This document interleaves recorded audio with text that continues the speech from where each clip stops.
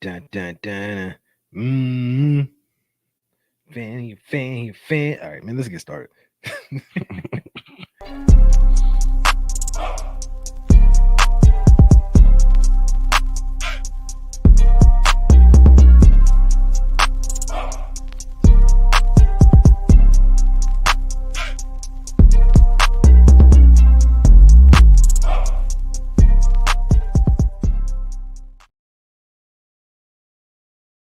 Okay. Hi,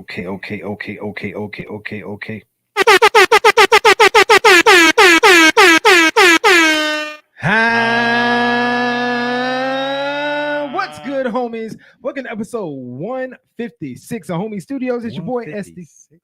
156 of the things. It's your boy STD, GREAT, joined by the homie Shades. What's good with your bro? Huh? What's good with the homies, huh? Hey, man. Hey, it's been a week. Bro, we've been grinding, bro. It's been a week of the grind, but grind time. Grind time is a good time. You know what I mean? Hey, we get shit done. Getting shit done around here. You know what I mean? How you been though? I seen you all damn week, but how you been? You seen me. You see me. Hey, making phone calls, believing in God, man. He's been pulling through. Yeah. He's been when I thought certain things weren't going to happen, he's been making it happen. When one door shuts, another one opens. So I've been noticing that, like, when the enemy can't attack me from one direction, he chooses another path. And as I lean more and more into trusting in God, you know what I'm saying? I just been more at peace, been handling things. I kind of internally still been kind of stressing a little bit about certain things, but at the same time, just learning how to deal with it. The only thing I really need to do now is just update my workout game, bro. I just been slacking. Once I get that workout game in, I'll be feeling a lot better, bro. Like I'm just not on my A game when it comes to that piece. But okay. Yo, you and me both on that workout shit though, bro. Cause like bro, for real, bro. It's been bro, I ain't been in a week. I ain't been in the gym in weeks. And I need to get my ass in there, bro. I don't know why I'm acting I miss it too. I missed a little bit of pain that your boy was in. You know what I mean? Like the aches and pains that you have after the gym. You know, a little soreness. Yeah, but that only lasts for like a month or two. Once you get back into the rhythm, they go away. It's just our muscles are out of. You know what I'm saying? I need to get back in my cardio. I want to get back on the court. Get back into my boxing. Yeah. Facts. But just trying to get just trying to maintain the business and keep the business level at the same time. I think I've been stressing too much about that, and that's been leaking over, you know what I'm saying, into other areas. But besides that, bro, like the girls is getting bigger, putting words together. The twins, they growing, super smart. My daughter Amani, we haven't been able to put her in certain things that we wanted to put her in, like cheerleading camp and certain stuff. A lot of people don't know this, but I don't mind sharing it on the pod. But she has a thin layer of skin in her nose, and she's going to have a procedure July 25th to get cauterization. So that's going to stop the nosebleeds. Because good, you can, we've been making sure we're keeping up with her medicine and everything, but without that, your daughter can just wake up and her bed is just a pool of blood. You feel what I'm saying? It's like a sauce, like a saucing. You know what I mean? That's crazy. I really don't talk about stuff like that on the pod, but by God's grace, we got the procedure scheduled. And she's doing a lot better. I know she's the summer, yeah, bro. The summer, like I make sure that she sees her family, she sees her cousins, yeah, and we go to the park, and everything like that. We're going to be going to the splash pad tomorrow. The homie's going to be joining us. You know what I mean? Huh? Take the little ones. You know what I mean? Right. Get these little ones some outside experience, time, play date. You feel me? But, exactly. But yeah, bro. Overall, man, I'm been doing pretty good. How you doing, man? How you liking the new position? How you liking how,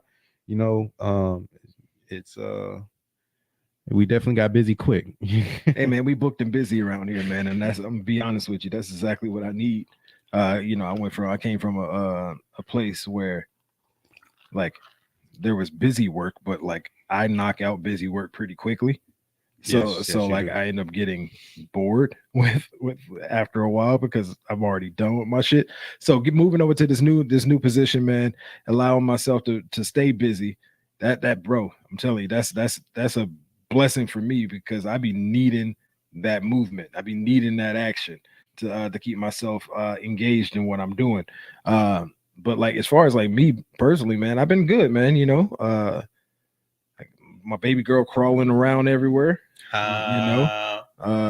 Wifey doing good. Shout out to my wife. I love that girl to death. You know what it is, Queen B. You know what I mean. And the princess. Yeah, exactly. So like, and mom's doing good. Like mom said, "Fuck this retirement shit. I'm going back to work." Mom's been she got a job now where she worked 3 days a week. Just during the week, no weekends. You know what I mean? Yeah. Monday, Wednesday, Friday. She killing that shit. You know what I mean? So like I'm like, hey, more power to her. You know what I'm saying? For being able to, not get the shit done that she wants to get done. What up, Snacks? Yo. The boy Snacks in the building. Hold on. Air horns for the homie. Yeah. Yo, Snack said he want to come back on. That joint was fun last time. Hey man, I wasn't here last time. That is facts, bro. I wasn't here the last time that y'all was here. Hey, bro, I was mad that was an episode I missed, dog. Bro, we gotta engineer it in. We gotta have a snack section, bro. He talks music. He can talk everything else. He just don't be up on sports like that. So we gotta get a snack section, man. Oh, 100%. Speaking of music though, I guess we can go ahead and slide over to barbershop talk so we can go ahead and get started the pod. But like, we got some things to talk about. We got some things to talk about.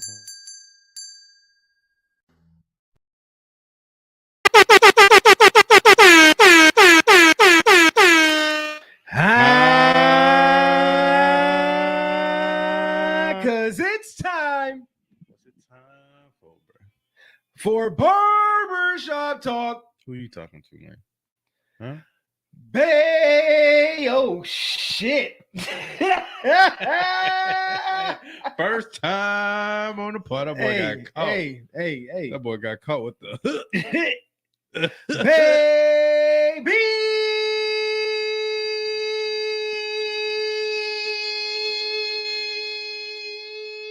Y'all know the fucking vibes, man.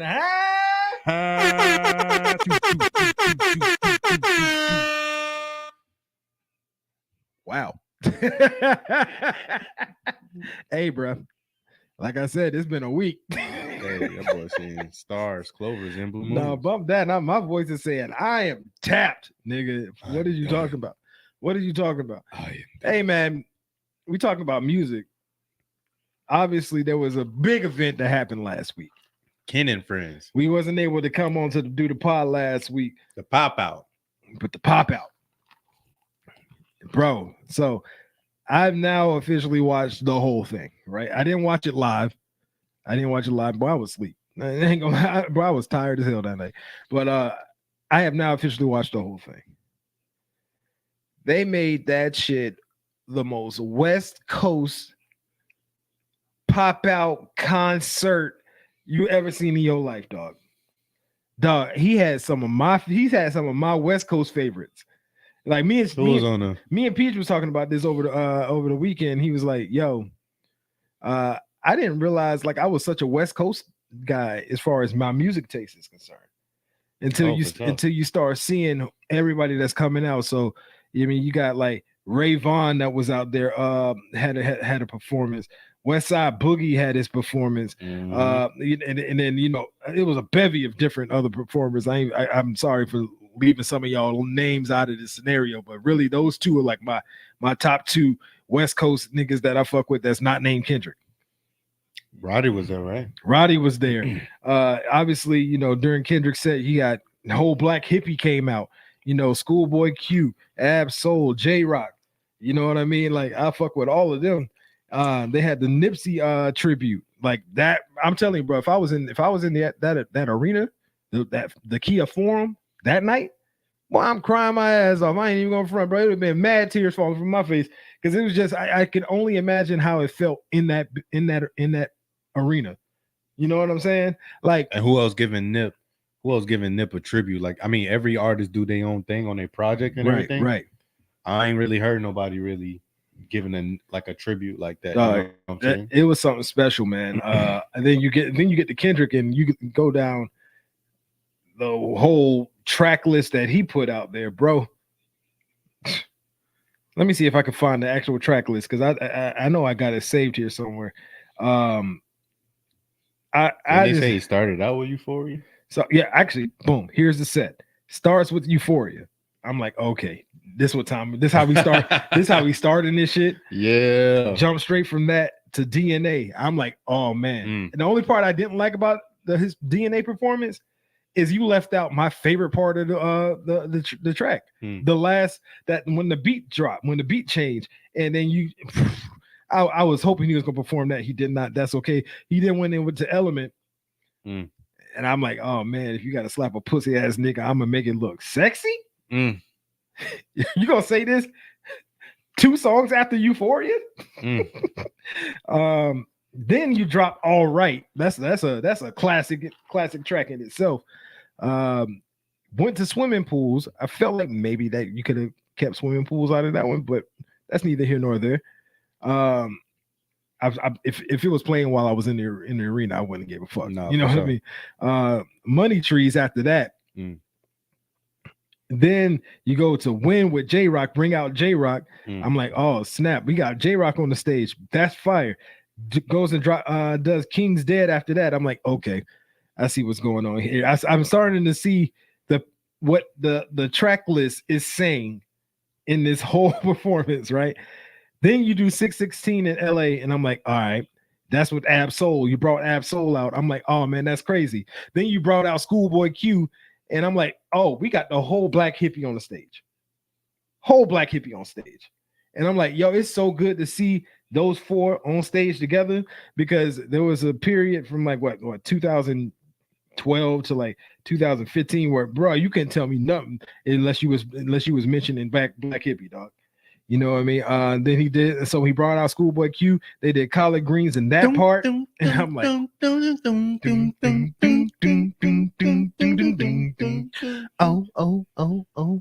green. Yo, that shit goes hard.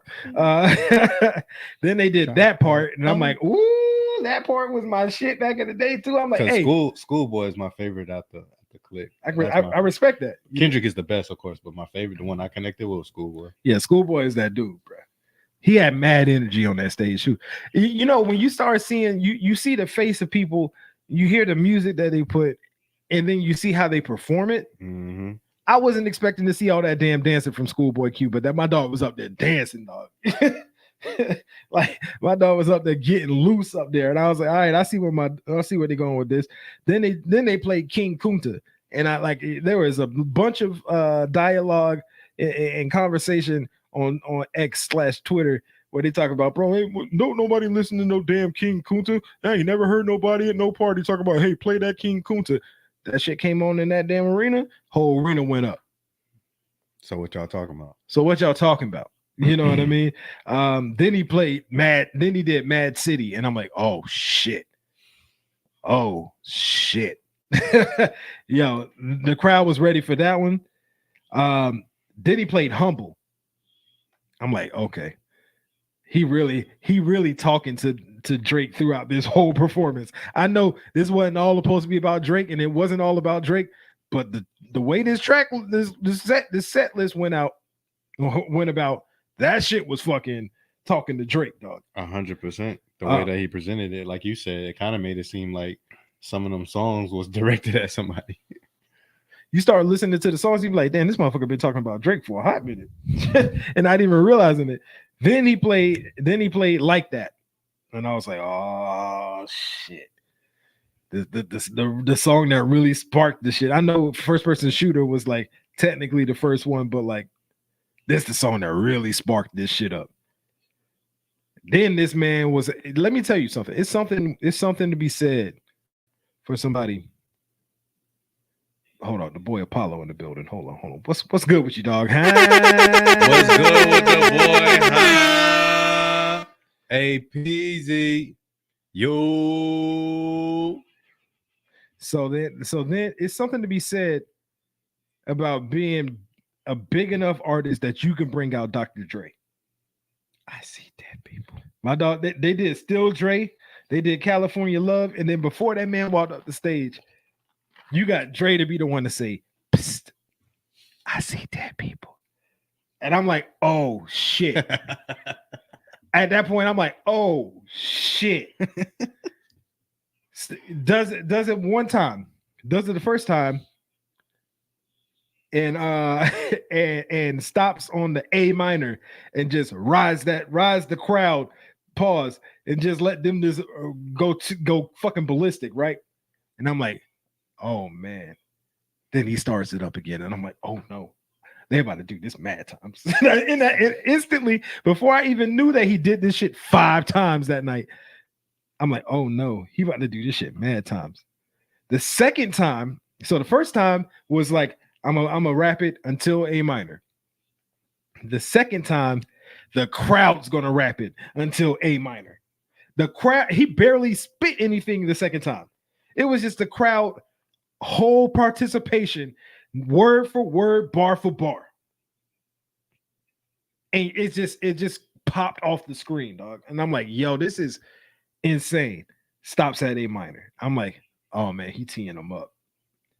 He does it the third time, and I'm like, okay, I'm waiting until we get to A minor. Is he about to go? Is he about to continue on? You got the A minor, and I heard the beat still going, and I was like, oh, they're about to go crazy. The crowd, when they were saying they not like us, it was so loud, dog. I'm like, oh my God. He finishes it up. This man said, one more time. One more time happens. Because in the third time, he had like these two ladies come out, and they was doing they was dancing, and they was killing that shit. Shout out to them. I don't know who they are. He was dancing too. But yeah, right. I don't know who them ladies was, but they killed that shit. Yeah. He was having fun. Then you had the fourth time. That was when Russell Westbrook pops up. DeMar DeRozan pops up. I'm like, oh my God. The crazy thing, it's like, because he got the line, they say, I'm glad D-Rose came home. Y'all didn't deserve him neither. That was DeMar DeRozan. Yeah. And that man on the stage, when you saying it, different. There's a line in Family Matters, the Drake track Family Matters. He said, you know who really banging set? My nigga YG. Guess who was there? Guess who was on stage? YG. Yo, it was really bad. It was like, if I'm Drake at home, I'm pissed. I mean, it's an awakening though. You know? It was a wake. I mean, that was what it was. Awakening, it was a wake for that man Drake. And then the fifth, and then before he even got to the fifth time, you see everybody that's on stage. You got Bloods, Crips, Pyrus, all different sets in California, in Inglewood, and Compton, in LA. That's the biggest part. All on one stage, dog. Bro, that's the biggest part, bro. That makes it so special. Unified. Yeah, bro. Who can get that done? Only other person to me would have been Nip. Yeah. Snoop possibly. But I think something will pop off with Snoop. Yeah. So Snoop don't have that song that can like bring everybody together, you know. And then he played it the fifth time, and then the fifth time he was barely performing that shit. There was so many people on stage. You got little kids out here. He had grown men, little kids, everybody out here killing that shit, hitting all different types of sea walks, different types of dances, all on this man's grave. And I'm like, oh my God, bro, the pop out was something serious, dog. Because the thing is, if like Drake won, like what if he had done that in Toronto and like had hella Toronto people, like an anthem for Toronto or an anthem, like where else would you go? Where would he perform? Who was he bringing out from Toronto? That's what I'm saying. There ain't no other way to have an impact like that. Like, I mean, I'm sure he could have found a whole bunch of artists that are in Toronto, but like, who? Like your biggest one that you could have brought out is in jail. Tory Lane's in jail. It's almost like people wanted this to happen. Like they want a homie to be humble. Yeah. And bro, I'm telling you, it seemed like an industry hit to me. Like it seemed like an industry hit. Like they didn't want that man Drake to survive. You know, granted, Drake's gonna be A-okay. Like he took an L. That's what he did. And the sooner that I guess like the Drake stands and stuff like that, just like because you know what the Drake stance is saying now, because they've been trying to move the goalposts since Not Like Us came out. They try to say the song's trash. I'm like, what? That's song. That's the song that you want to call trash. That's the one. I understand Meet the Grams. Right. If you would have said that, I would have been because I can get that. That's not everybody's cup of tea. Sure. But that was surgical. That was exactly. But if they would have said, yo, like Meet the Grams is trash, cool. If you don't like that, that's fine. You can't sit here and say Not Like Us ain't no hit. Bro, all of his supporters bobbing their head. Like, academics watching them. Bro, I'm just so thankful I can't be like that, bro. Facts. Like, how can you legit sit there, bob your head to the song and everything, and then you find something to hate on? I ain't got it in me. Like, because I tell you now, I think the Family Matters track was fire.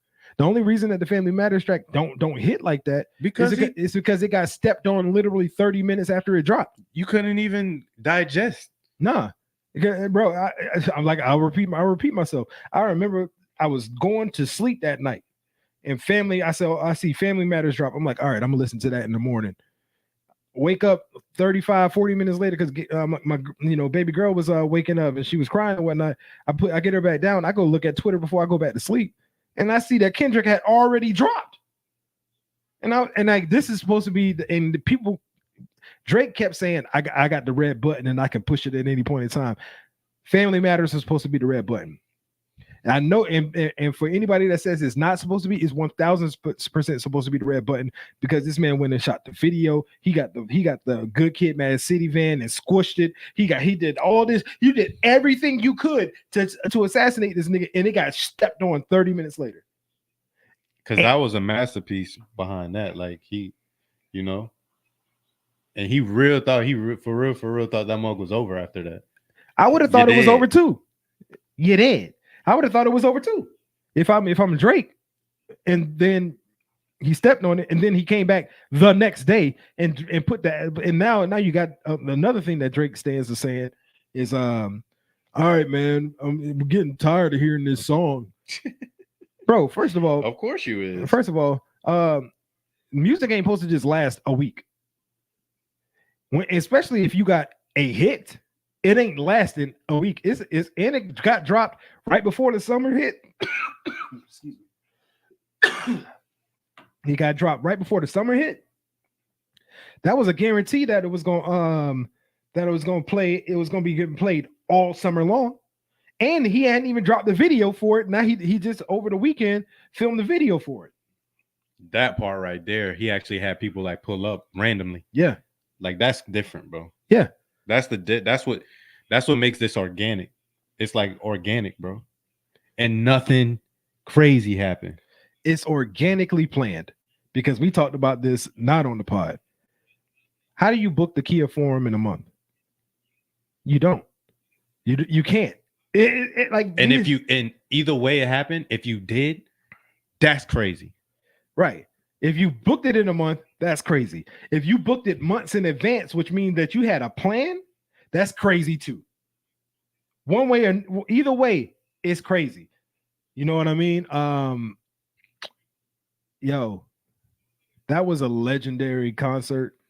For me, like I was telling you, like it to me, I think he surpasses Pac on the West as the West Coast, like for like the greatest artist to come out of the West.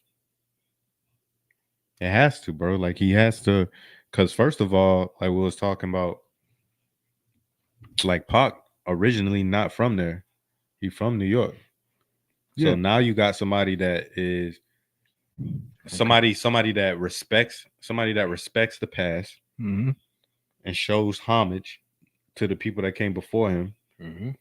Somebody that is, it's kind of like J. Cole was saying, like they're the bridge. Like our generation is the bridge between the old school and what's new. Yeah. So he's not trying. Kendrick is nowhere not trying to be like anybody of today. Kendrick is Kendrick. But then in this whole, and we got to thank Drake. You know what I'm saying? I do want to thank Drake for doing this. You know, because you pushed him, which I thought Cole was going to do, but ultimately this needed to happen. But Drake pushed Kendrick, and we got an evolution. Mm-hmm. Like we got an evolutionary song. He pushed, because Kendrick don't like you like that. He don't like you to the point to where, bro, he said he had 10 more songs lined up for your head. Man said, how many stocks do I really have in stock? 1, 2, 3, 4, 5 plus 5. Bro, like I wish it would have kept going. I kid you not. Not me, bro. I kid you not. Nah, after Not Like Us, bro, and then how I heard Drake come back on the Hard Part 6, I don't even count that song. Bro, that John sounded he sounded depressed. He bro. tapped out. I don't even want to be He there. tapped out. That man waved the white flag. And I know Drake fans that hate when he didn't wave the white flag. That man said, hey man, I don't even want to do this no more. What does that tell you? I don't know what that tells you. I know what it tells me. Like, hey man, y'all not even speaking facts. Y'all just, bro, neither were you. Like, you ain't said nothing that was a fact. And I mean, there may be like one or two things that you can point out to be like, you know, that's not facts, or that's not this, or that's not that, you know. But a lot of the main points that you was talking about, nobody can vouch or nobody can verify. And Kendrick's lady, his wife, was there. Mm-hmm. Like saying how she ain't in New York, and come to find out, like the person that was feeding you information, all that junk was false. So everything that Kendrick was saying, a lot of that, you know, with the video that he put out at his balcony, you know, we of course we don't know if that was him. Yeah. But he's showing footage of all the stuff that he put down for the cover of the mixtape. Bro, it was a masterclass. Bro, Kendrick clearly won. From the lyrics to the art to the to doing the show afterwards, to putting the songs together. Mm-hmm. Everything was meticulously. I don't think we've ever seen. The only other person I think will probably do something like that is like maybe Wayne. I don't even know if Wayne can be that meticulous. Wayne would just get in the kill booth you and just freestyle your ass to death. Yeah, but to layer this shit, and I know I'm gonna put this song out knowing it's gonna get, like, he put 616 in LA out knowing that was going to draw Drake to push the red button, right? So then he can step on it immediately. Like, and then have another song on your grave. Mm-hmm.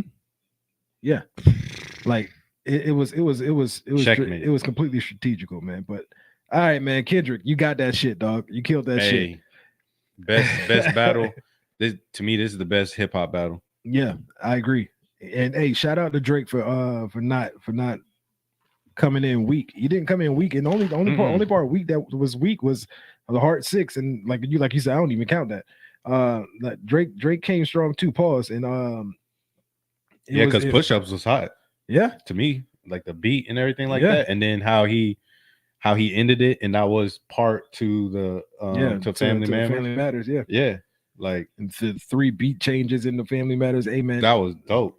Drake killed that shit, but I just don't like the singing part. Like, I don't like the singing part of Family Matters.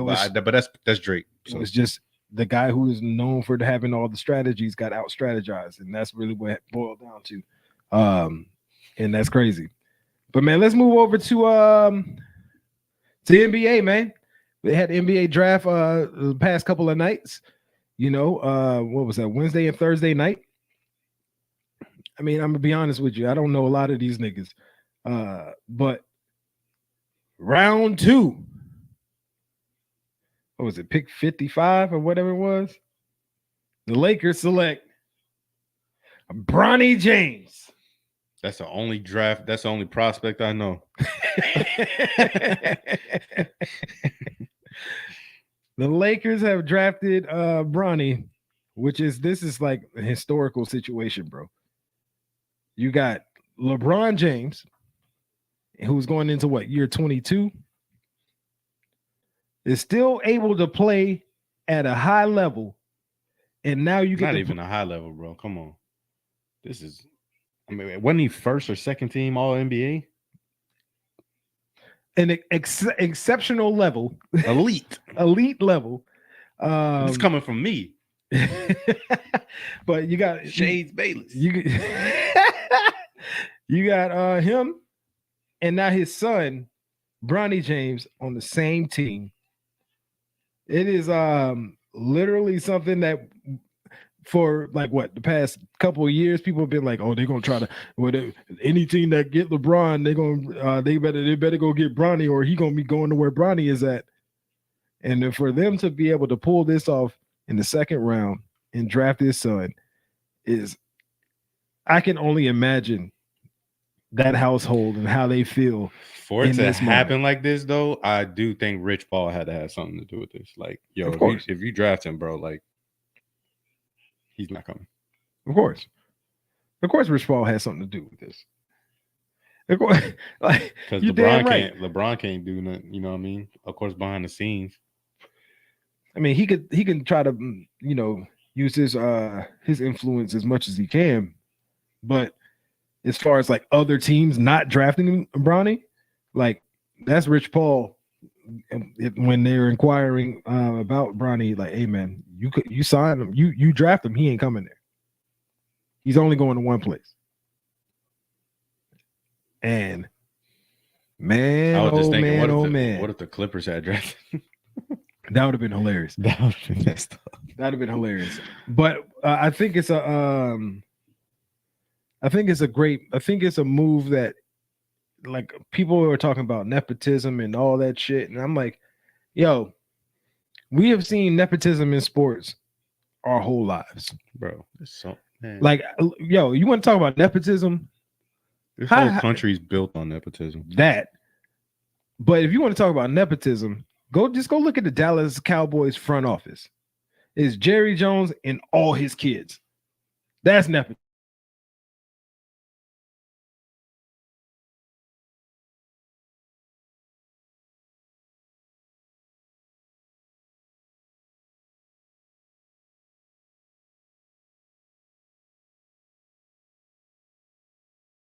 Shit.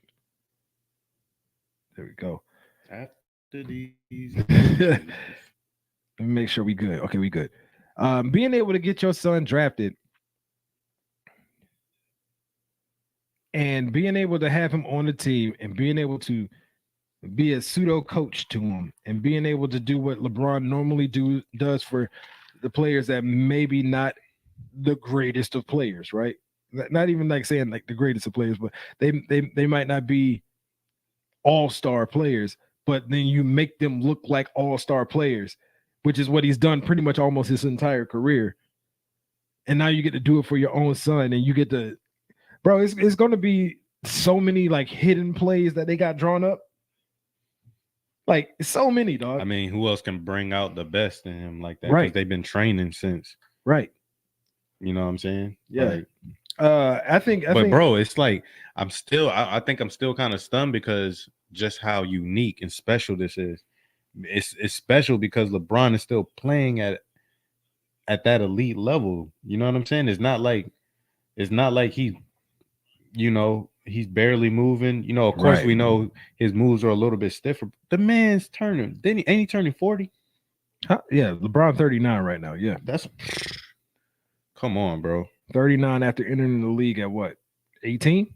Yes, bro. Yeah, like, only thing he got is bad ankles that we know of. Right, and that's to be expected after 21 full seasons, including probably around 22,000 miles. And then you got extra You got extra. What it is, E? The homie E in the building. What's good, with you, dog? And it's not even just like it's not even just 21 seasons. Then you got to talk about all the playoff games. That's probably a total of like 3 extra seasons at this point. All the US Team USA Olympic games, all that shit. You know what I mean? Like it's a lot. It's a lot of mileage on him. And the fact that he's still playing at this level and is playing to the point where he can actually play with his son, that's just insane. The boy Reg is in the building. What's good with you, Reg? What's good with the boy? Yeah, man. It's kind of insane to me that like this is even a possibility, and that you probably could still get 2 more good seasons out of LeBron with Bronny on the squad. I'm done saying that. I said that 2 years ago. I said that 2 years ago, bro. What are you gonna do? Play the 48? You know what I mean? Like, what are we talking about? You know what I mean? Hey, 48, he probably just come off the bench, bro. Hey, bro, like, what are you gonna do? Give you a good 15 with a couple of assists. It's gonna be him, Bronny, and Bryce on one team. That would be insane, by the way, bro. That'd be insane, by the way, bro. Just LeBron coming off the bench. Come on now. He'll stay at the 4 for real. Then just play down low. I don't know if he want to, but I don't know if he want to bang with them forwards, with them power forwards that late into his career. I ain't gonna lie. Dang, that boy said he learning Bison on Street Fighter 6, huh? Yeah, no, this nigga. Boy, you learning Bison, boy. You learn how to lose Bison. It's a wrap. This nigga E is kind of filthy with this shit. I ain't gonna front. Hey man, yo, we got to get some footage of your games, E, so we can put it on. We about to have a new gaming section. We literally about to have a gaming section. Yes, sir. Starting next week. You know what it is. The homie Reg said that LeBron definitely got 3 more good seasons in him. I said that 3 years ago, Reg. That's what I'm trying to say, bro. I'm just like, bro, I think we going by the age. Now I stopped going by the age, and I've just been going how LeBron's been looking on the court. Mm-hmm. And I mean, he's been looking like the same player for the past 3 years. He's just a little bit more stiff. Yeah, like the whammon is he's still at top height. Like it ain't the.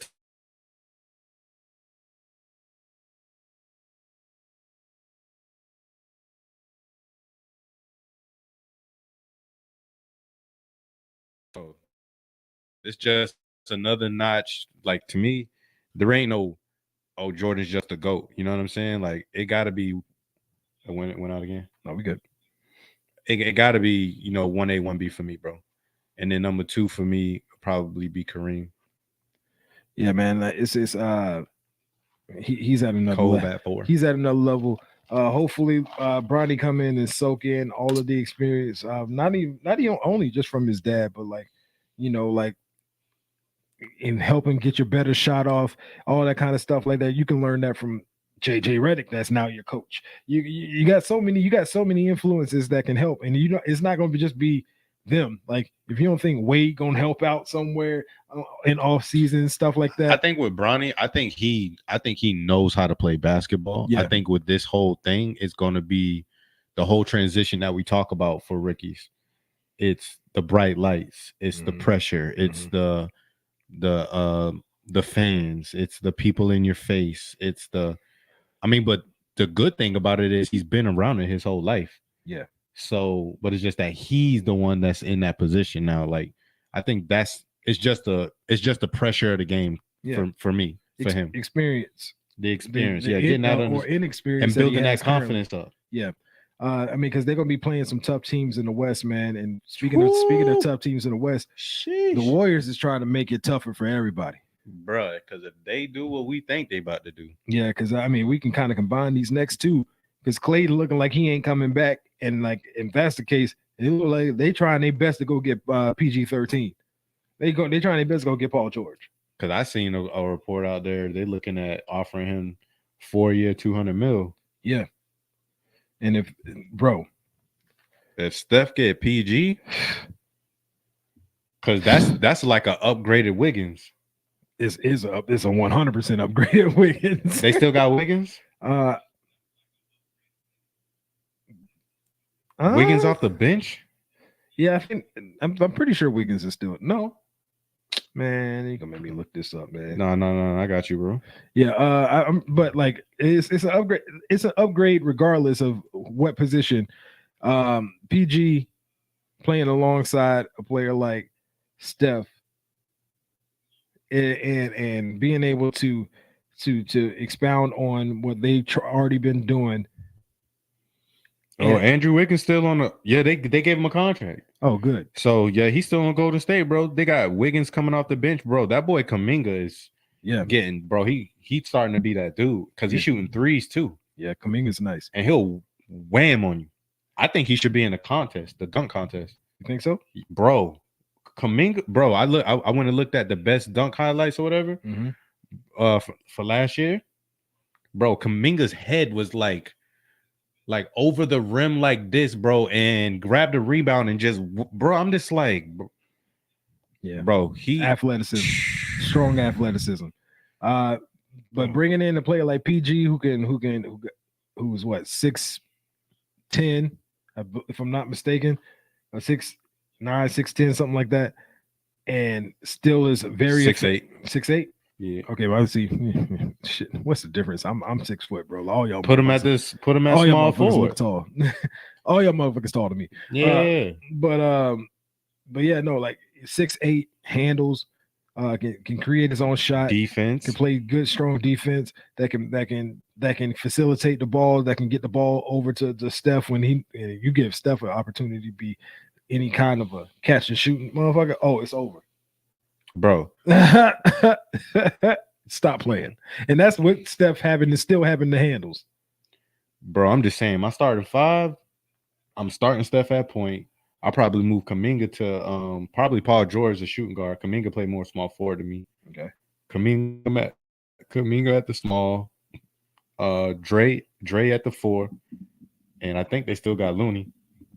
Like, is Dre coming back there? Is who? Draymond. They still got Draymond. I know. I'm just saying, like, I feel like the Draymond They need to think after him though. I think the Draymond experience is coming to an end soon. Yeah, for sure. That's pretty much because with Steph, like Steph's game is going to age well. Like Steph can play until he's, 37. With the Paul George, I think Paul George, that might help save Steph a little bit. Steph ain't gonna have to do so much. You know what I mean? That can take a lot of pressure off him because you got a second guy that can go out there and get a bucket. And with their depth, like keeping Andrew Wiggins, yeah, bro, having Wiggins coming off the bench, yeah. I just want to know, move Wiggins to the shooting guard. I just want to know what they're going. What Clay? What is Clay about to do? But hold on, bro. I'm sorry. Steph at the 1, Wiggins at the 2, Paul George at the 3. Well, I don't think I think they'll probably have Kuminga still coming off but even if you didn't, Kuminga with Draymond, yeah. But they need to get another big though. Yeah, they need a big because you in the West and you got Joker. you got Joker. You got AD. You still got to deal with. I mean, he pretend like he before when but you ain't got nobody to stop him though. You ain't got nobody to stop him defensively. Draymond ain't stopping AD. You got to find a big. Like you need a big. Draymond need to go back to the 4. Yeah. That small ball junk, everybody caught up to it. Okay, so I just got a little notification here. And I'm gonna have to peep this after the pod. What up? It says Brunson is over at WWE SmackDown in Madison Square Garden tonight. Brunson gets a steel chair. Jalen had Tyrese Halliburton shook in the middle of the WWE ring. What are we talking about right now? Hey, my boy out there having fun, bro. You feel me? Oh, orange and blue skies, as Steven says. I'm just gonna show you the picture. Oh, they had. Oh, they had them boys face off for real. It was like, hey, bro, because I know. Hey, only reason y'all won because I broke my finger, kid. Because I know Tyrese Halliburton is he's a big WWE fan. To be fair, I knew about Tyrese Halliburton before off the court before I knew about him on the court. Word. Because he is a big tweeter of wrestling on Twitter. You know what I mean? You know, all of them in a group chat together. Tyrese, Josh Hart.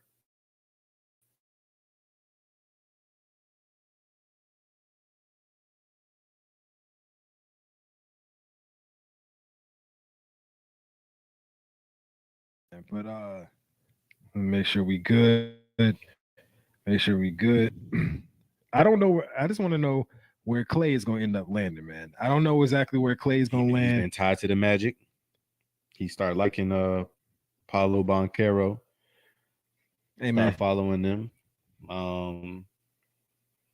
He's always been linked with the Lakers.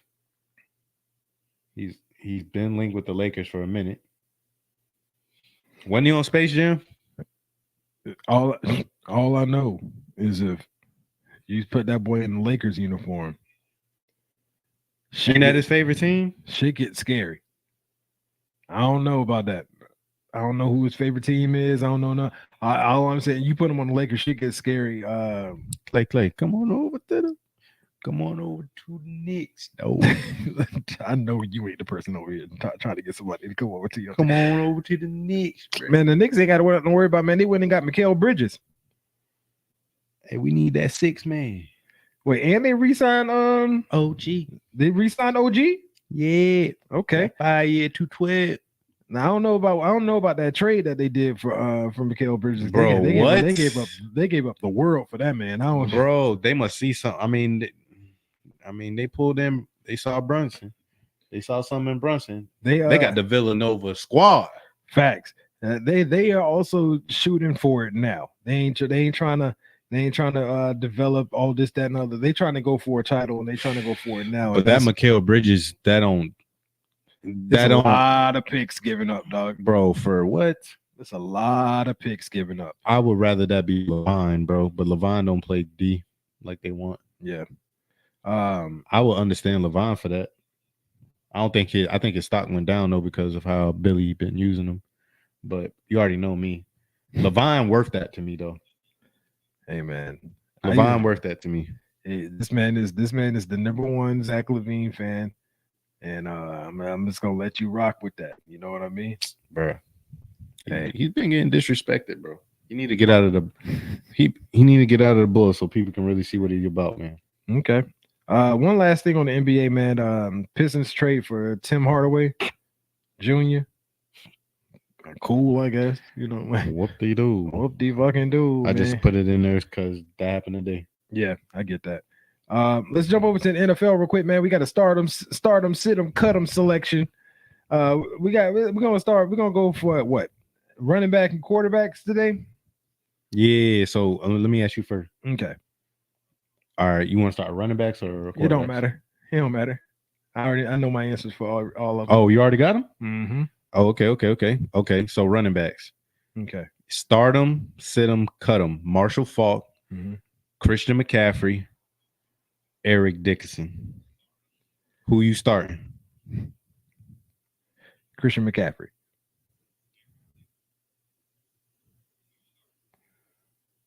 I'm gonna ask you again. Who you starting? Christian McCaffrey. Who you sitting? Eric Dickerson. And you cutting Marshall? Yep.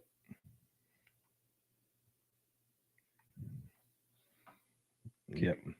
Can I feel your head real quick? You ain't got to. Pause.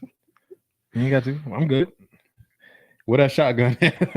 Wait, like what are we doing? Like what? I'm just playing with you, bro. Like, I'm just playing with you, bro. Because it don't matter which way you go. All these is dope running backs. Yeah, I'm starting Christian McCaffrey because he's versatile as hell, right? I'm putting Eric Dickerson behind him because that's my change of pace thumper back. And then Marshall Faulk, it was a toss-up between starting Marshall Faulk and Christian McCaffrey. And because they're both versatile running backs, right?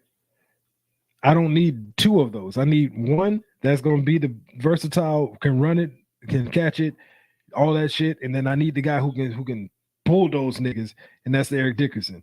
That's my backup. And then it's just by default, I gotta cut Marshall Faulk. And we talking about 2024 NFL. I ain't talking about no 80s and 90s football. You know what I mean? I mean, Marshall is 90s and 2000s. Marshall is very versatile as well. That I just said that. I know. I'm just saying. You know what I mean, I don't really. When I think of Eric Dickerson, I don't think about a bulldozer. I mean, he kind of did, but he wasn't like the biggest guy. Eric Dickerson wasn't the biggest guy. Okay. Who you start him, sit him, cut him. Who you got? I'm starting Marshall. Okay. Sitting.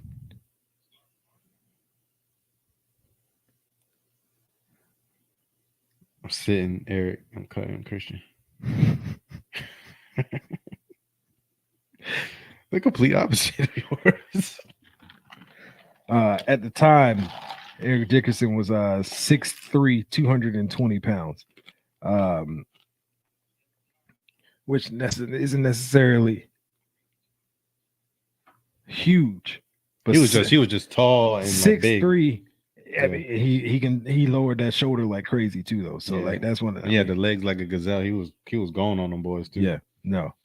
So I mean, like I said, it all it was a toss up between Christian and Marshall. Exactly, you know what I mean. Yeah. But now moving over to the quarterback section, I'm gonna start here. I'm gonna ask you here first. Start him, sit him, cut him. Mike Vick, Lamar Jackson, Cam Newton. Who you started? I'm starting Vic,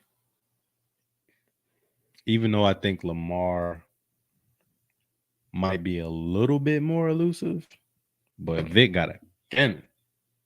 Okay. Vic is, got the same level of elusiveness, but I'm starting Vic. Mm-hmm. Lamar's on my bench. I'm at the cut Superman. Yeah, I got the exact same order. Okay. Yeah, no. Like out of this list, Mike Vick is the starter.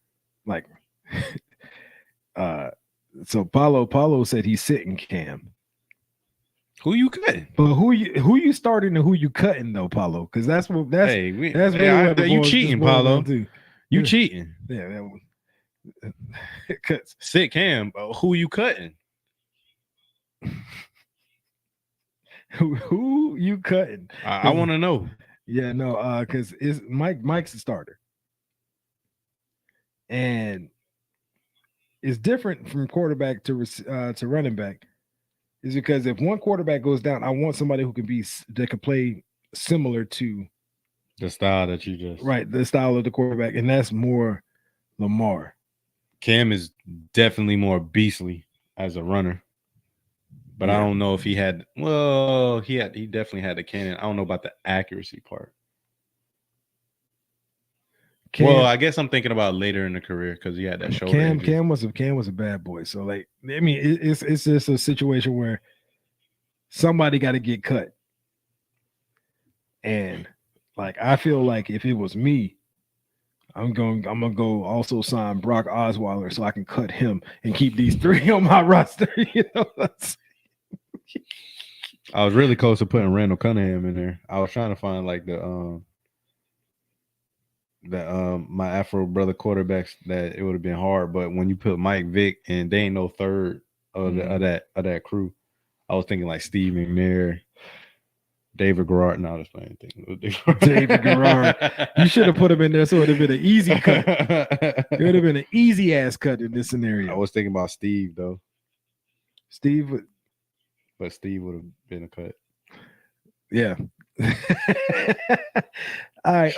Randall Cunningham, Steve McNair. It's now time to go over The NFC West overview.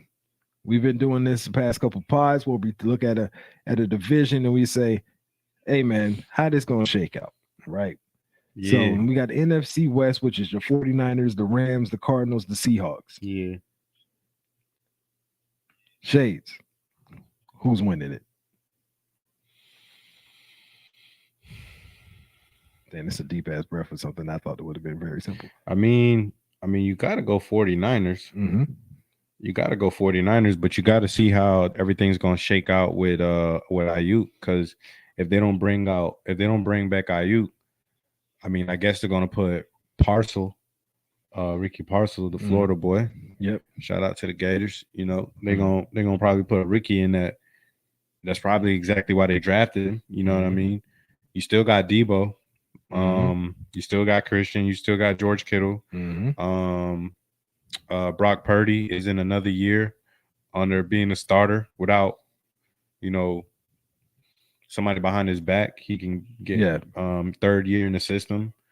You know what I'm saying? George Kittle said he's showing like more of a command at training camp and or mini camp, and showing more command with the players and letting them know where he wants them to be.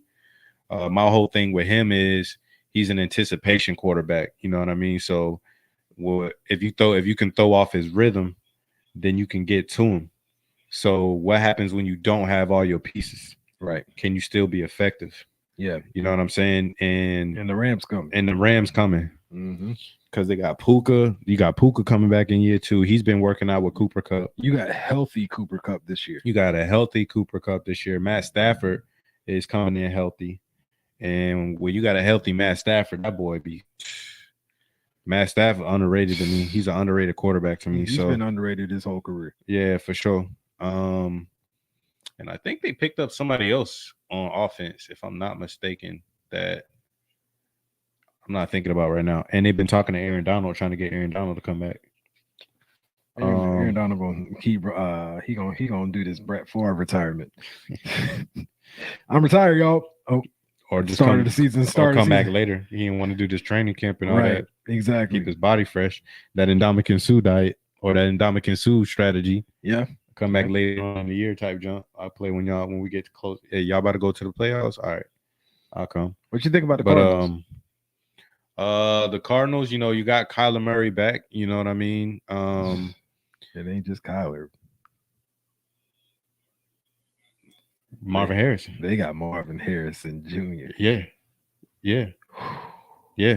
And I've been listening to some footage from Kyler. He said it's like having D-Hop there. It's like having a young D-Hop catching everything. Yeah. He's a rookie coming in running in a full route tree. Yep. And at an elite level. I think he's probably gonna, because he's with Kyler, he might finish in the top 10 receivers this year. So he's definitely on my fantasy board in my drafts. I will have a Kyler Murray, Marvin Harrison connection in one of these NFL drafts NFL fantasy football drafts leagues that I'm in. But in the Seahawks, Geno ain't it, man. I wanted him to continue to progress and grow, but Geno ain't it. Man, they got so much talent though. They got a hell of talent. But here's the part, bro. Guess who was throwing with Russell Wilson this week? Who? DK? DK. I mean, that makes sense. DK. That makes sense. He had his best seasons with Russell. So I don't know. He ain't finna go nowhere. The word out there in the rumor street is that Steelers inquired about Ayuk. Steelers inquired about old boy from the Broncos. Not Jerry Jeudy, Courtland Sutton, and they inquired about DK. Okay. And out of all of them, Ayuk, 49ers washed, or they put that to the side. Like, no, we're not trading with y'all. Sutton, Broncos took him off the board. No, we're not. They said there was some calls that was accepted. Nothing was done yet, but some calls was accepted about DK because they got Smith Ajugba and they still got Tyler Lockett. Yeah, still got Tyler Lockett. Yeah, but DK's that I can't really say he's the leader of the team because he's still a hothead.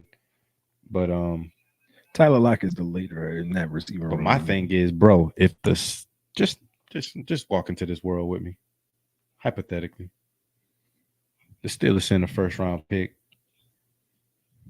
and the Steelers send a player, and they get DK with Pickens. Stop talking about the Steelers like this. I'm what? Ain't no way he's trying to big up the Steelers over here, dog. Fuck the Steelers. What do you mean big up? I want to see something special. Hey, cuz, fuck the Steelers, cuz. I'm just saying, just think about the team he's talking about as a football fan, bro. That would be crazy. Pickens with DK? Ain't nobody trying to see that. Because they in the AFC. That's why you don't want to see. Ain't nobody trying to see that. That would be crazy. That would be nuts. Yeah, I mean, I got the 49ers winning this damn this division, man. I mean, they got the second highest odds behind the Chiefs again. I mean, they're gonna have two teams in the playoffs. This division will have two teams. It's gonna be 49ers, Rams, both in the playoffs. Unless injuries. That's what I mean. Yeah, that's any team. But it's gonna be interesting because like we mentioned with the Rams, having healthy Cooper Kupp to go with this emerging star at receiver with Puka Nacua, like that's a 1-2, dog. And they working out together. That's a 1-2, bro. Like, I'm thinking like the best 1-2s in the NFL. Who are your best 1-2s? And they up there, and they like top 3, and they not 3. I was about to say they top 3, and they not 3. I mean, who else is there with wide receiver duos? Oh, Cincinnati. Yeah, with Chase and Higgins.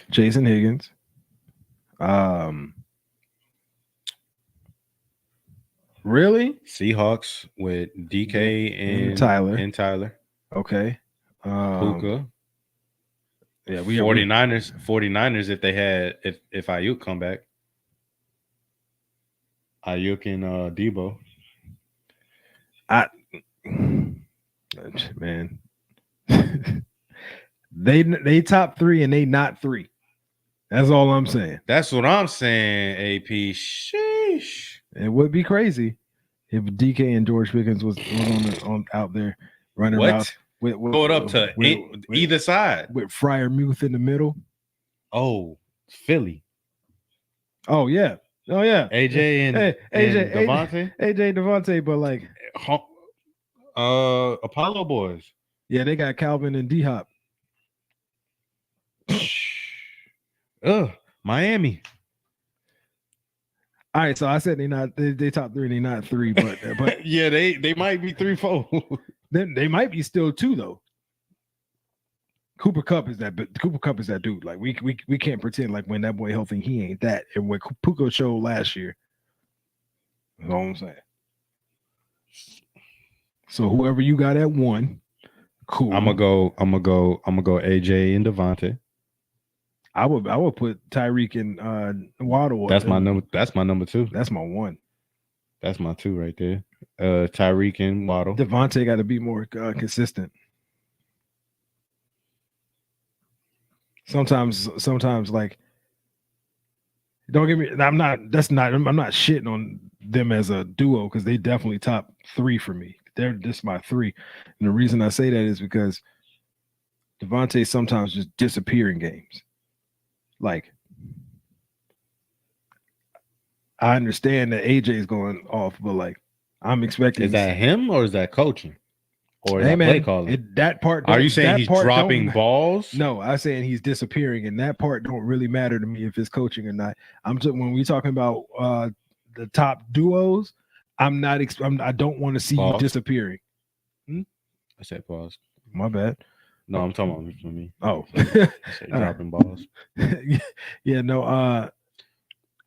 It's that's a ninja question though, bro. Because I mean, I kind of want to elaborate on that a little bit. I mean, because for me, AJ Brown with Devontae, Tyreek with Waddle. Mm-hmm. I'm gonna go Chase with Higgins before I go Cooper and Puka. Okay. I'm just saying me. And if Ayuk and Debo come back, sorry, I had to move my my watch went off. It said something about SmackDown. I don't want to know nothing about it yet. you gotta wait. Yeah. Matter of fact, I gotta let me just clear that off real quick so I don't even see it because my homeboy done text me just mad eyeball emojis and I don't know what that means. Something crazy don't happen. Something crazy don't happen. So, but no, like the top 5 duos, man, that's really tough because like right now, still number 1 to me is Miami. I got number 2. If we just talking about going into this season, I'm gonna go with Puka and Cooper Kupp. Then 3, AJ Brown and Devontae. 4 would be Chase and Higgins. 5 would be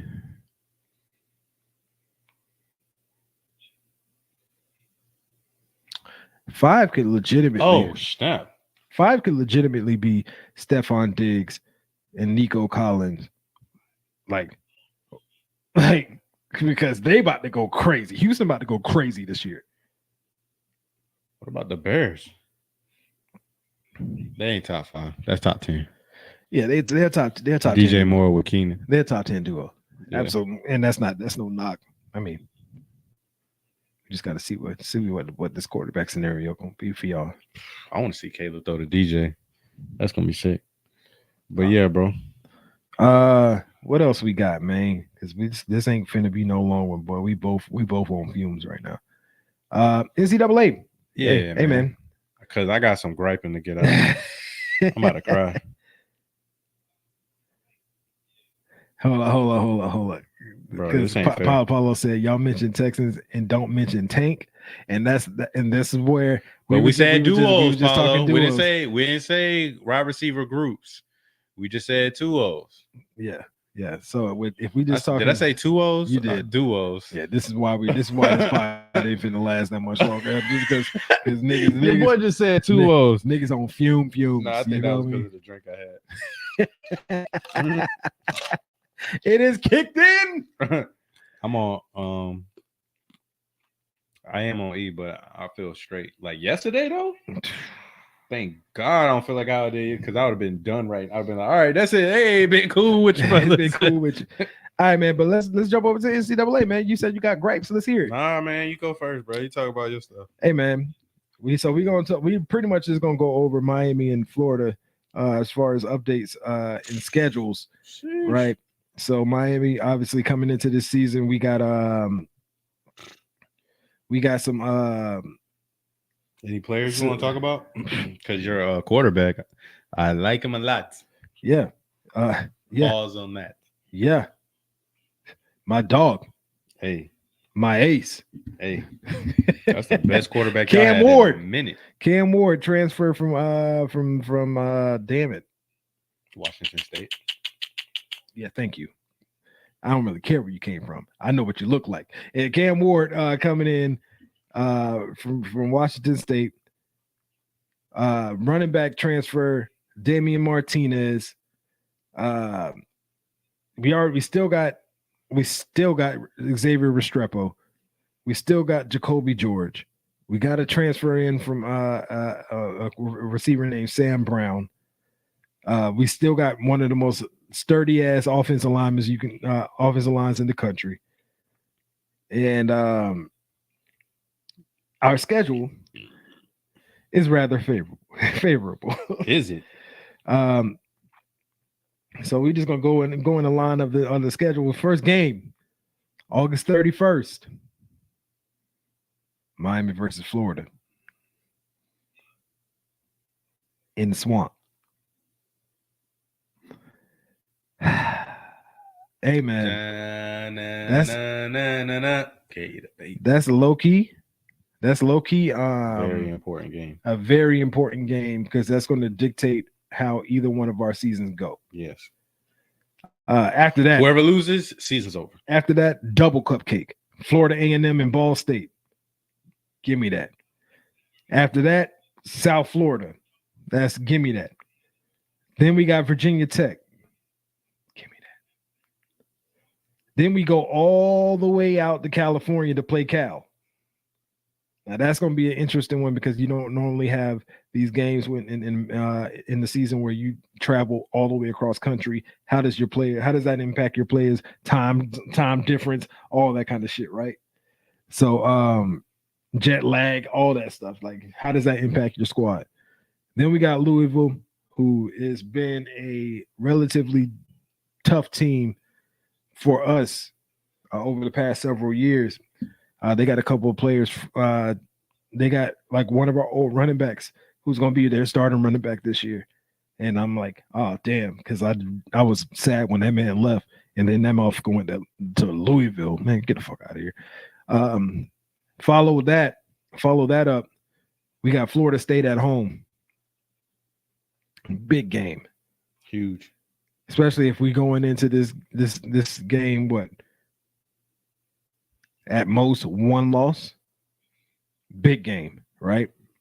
Then we got Duke, Georgia Tech, Wake Forest, and Syracuse. That back end of that schedule should be manageable. Correct. Make sure I should be manageable. So I think we pull a pit.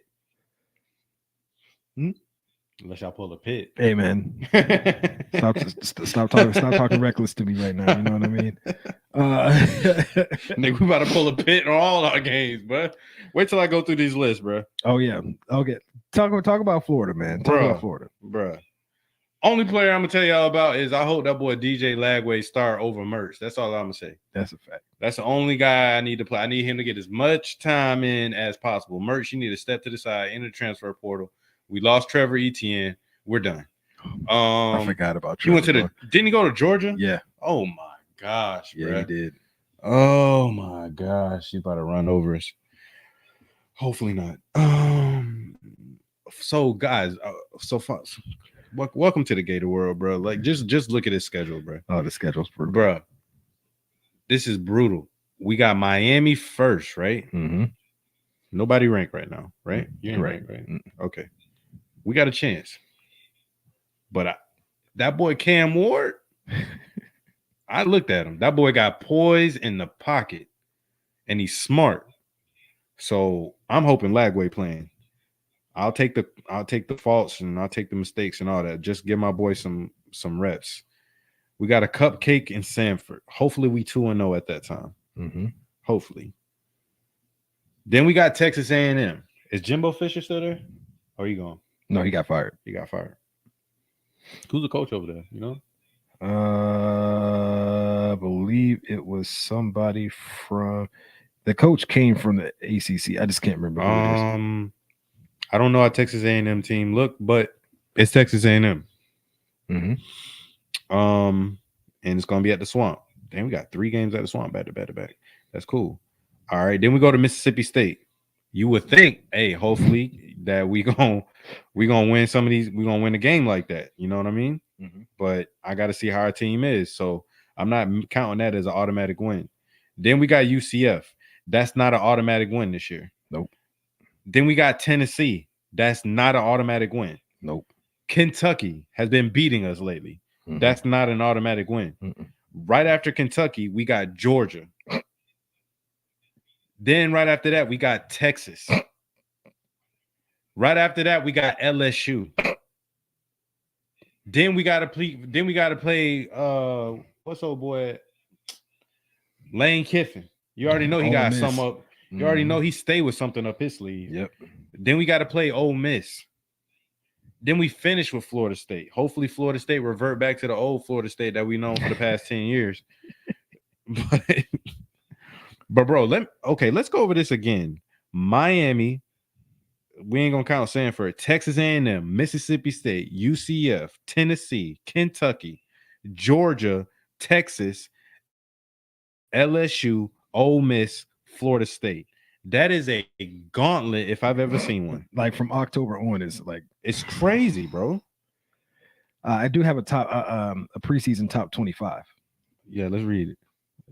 All right, so we got we're going from 25 to 1. Okay. Instead of the 1 to 25. Right.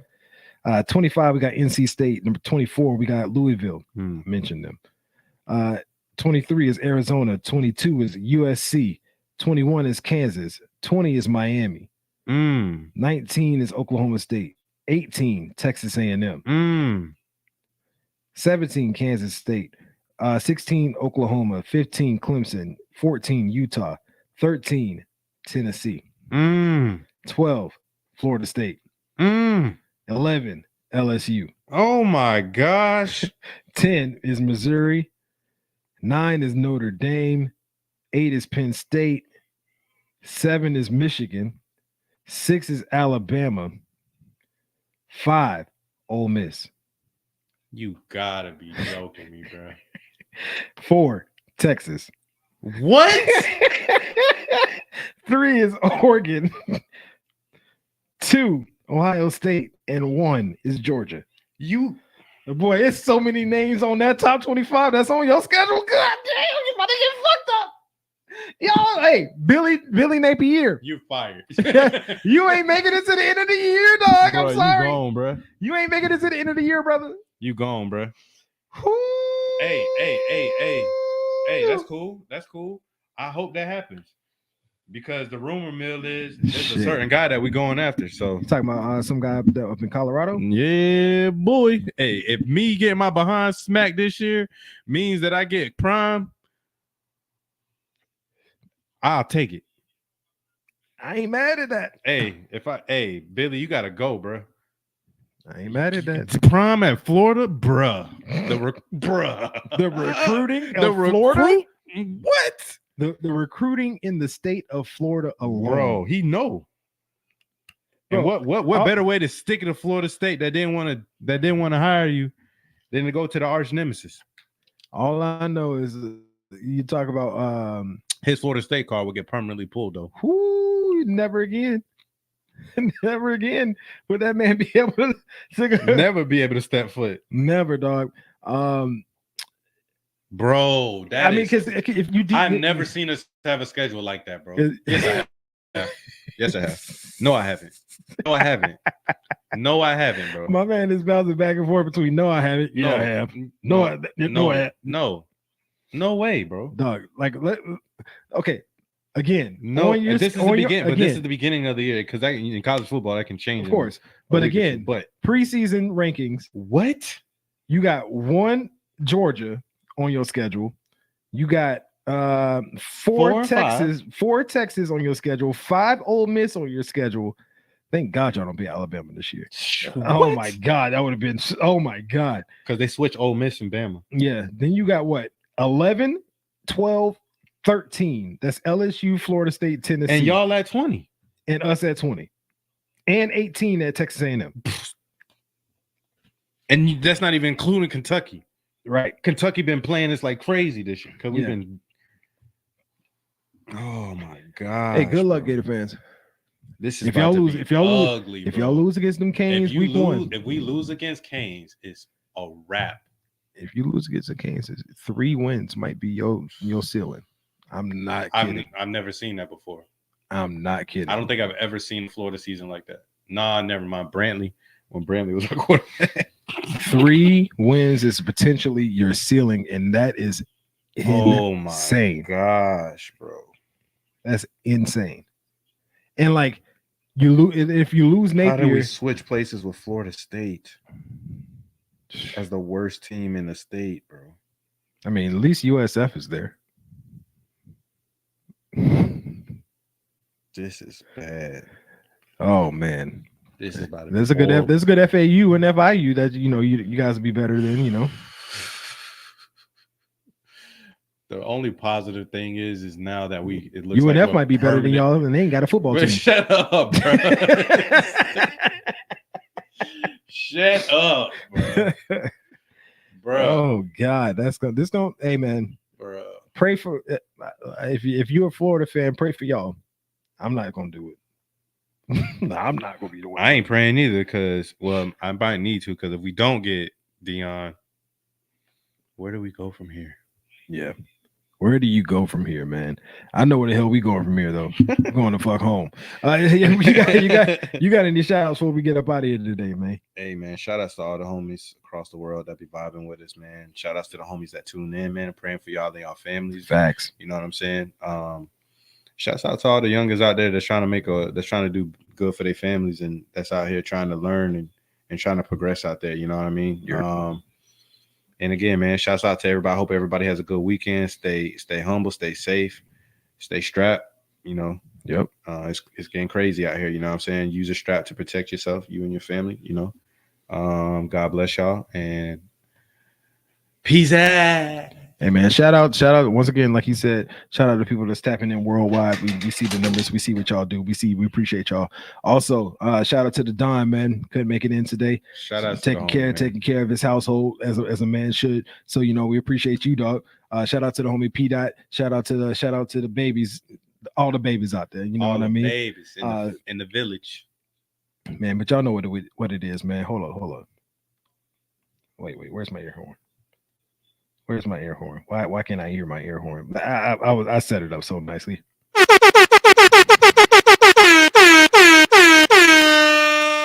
And it's been Homie Studios. Yiddy!